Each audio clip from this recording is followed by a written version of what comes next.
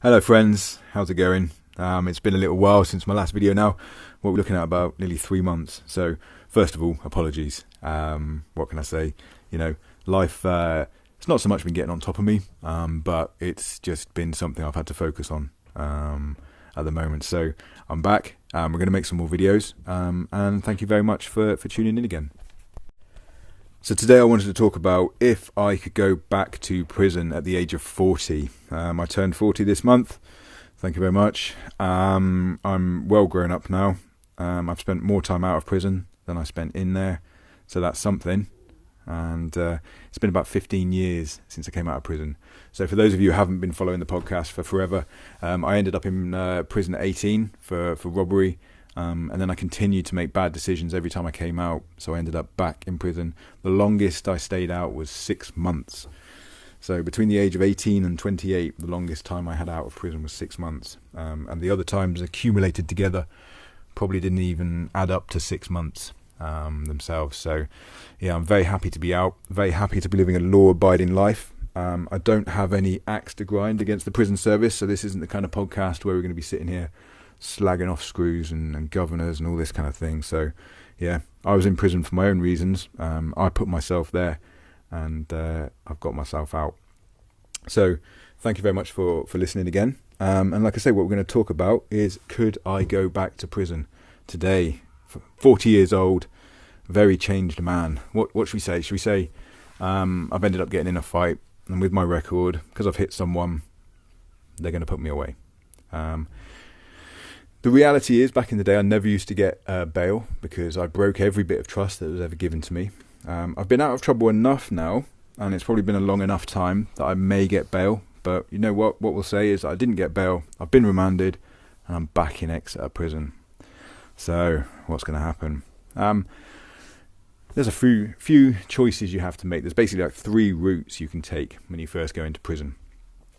You can keep your head down, you can stay out of trouble, and you can kind of just like stay in the background, don't get involved in anything, don't get caught up in anything, and you'll pretty much just cruise your way through.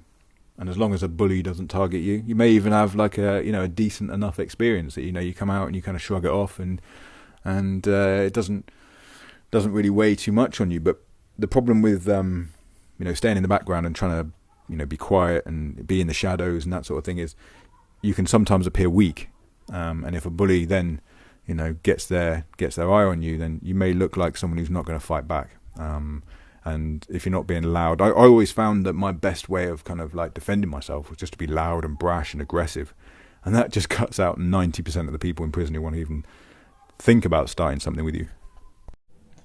And that's what everyone wants, really, isn't it? A nice easy life in prison, but sometimes you gotta fight so that you can earn that easy life, if you know what I mean. So there's always the other way, the exact opposite of that coin, and you can go in a bit like Marvin and just be wild, kick off, get tons of drugs thrown over the wall, and just become notorious. There is something to be said for being wild in prison, because at some point the staff are going to come to you, because they're all under pressure to hit targets for things, and if you're ruining the governor's stats because you're creating 10 incidents a week, then eventually they're going to come to you if they think you're reasonable and just ask you what you want. What do you want to stop being like this? Do you want to ship out? Do you want a decat? Do you want a cleaner's job? What do we have to do to get you to stop kicking off?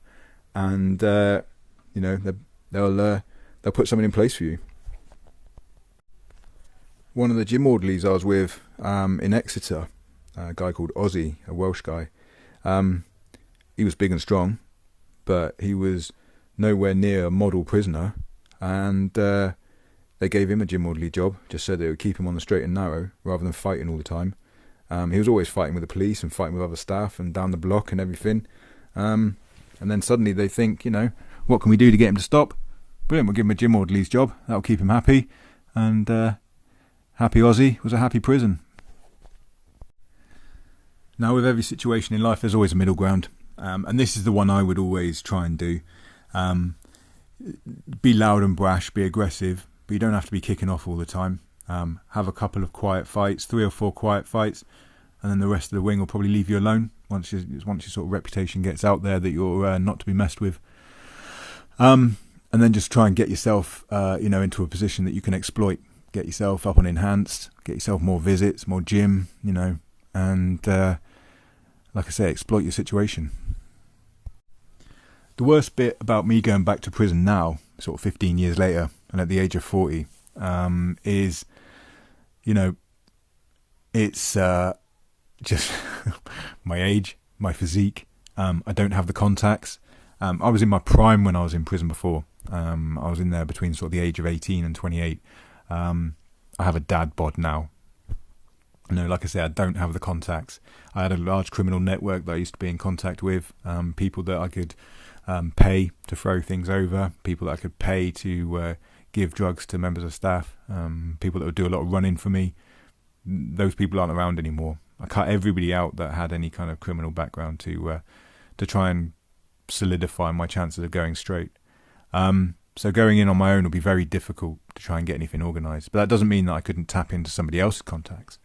It doesn't take too much to go and find out who the movers and shakers are on the wing, and to go and offer your services to them in a way that you can be useful, either as a debt collector, a prison enforcer, or someone that can maybe get things organised on the outside. So yeah, it's obviously more inconvenient than anything else going back to prison at my age, because I've got responsibilities. First of all, I'd lose my job straight away, a job and career that I'm working towards. I've got rent, I've got energy bills. Everyone's got energy bills to pay lately. My wife would be left with everything on her own, so she'd have to downsize, move somewhere else, maybe go back with her family just because I fucked up. So obligations, credit card bills, monthly contracts on your mobile phone, that's all got to still be paid while you're not there, while you're not earning money.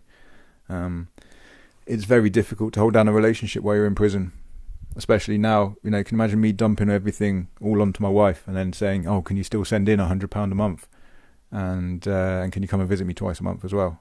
Spend several hours in the car for maybe an hour or 2 hour visit. Yeah, she's really going to be in the mood to do that, isn't she? So most relationships don't last more than 6 months in prison. There's a couple that have 2 or 3 maybe that I know of, but other than that, the majority of relationships just don't last in prison. So I know that a lot of people are listening to this because they're either going into prison soon or they've got family members in prison. So I'm sorry to break it to you, but that's the reality of the situation. And if you do last more than 6 months, then you've got yourself a keeper. The one thing I would actually look forward to a bit of time in prison, like I said, I could do with losing a bit of weight. Prison food is great for losing weight. I used to lose at least 1.5 stones every time I went straight into prison, just because the food's so poor and you're not really doing anything. You can't eat sweets and crisps in the quantities that you can outside. You instantly lose about 1.5 stones. But the gym training, I'd be back in incredible shape again. I've no doubt. So that's the only thing I'd be actually looking forward to getting back into prison for, is I could really focus on my gym for a bit. I think a lot of the dynamic has changed in prison as well. I know that Spice has really changed the wings, whereas when I was in there, the kind of the shit drug that a lot of people wouldn't be seen doing would be heroin, and it was kind of it was a scourge on the wing rather than something fun and cool. Caused a lot of problems, caused a lot of people to end up doing some very stupid things. Spice looks like it's like heroin, but times 100. It's so easy to get a hold of, so easy to get in, and it seems to have a lot of problems with people on the inside. The dynamic of the prisoners on the wing has changed because of that, and also, since I've been out, it does sound like Islamic gangs have really taken hold in some places, and it's something I'm going to do a video about as well. Because that's quite an interesting topic that I really would like to get delve a bit deeper on that one. All right, so going back to prison at 40, I don't think I could do it. I could if I had to. I don't think it would take me long to switch back into beast mode. I'm ready if I have to, but hopefully I'll never have to do that.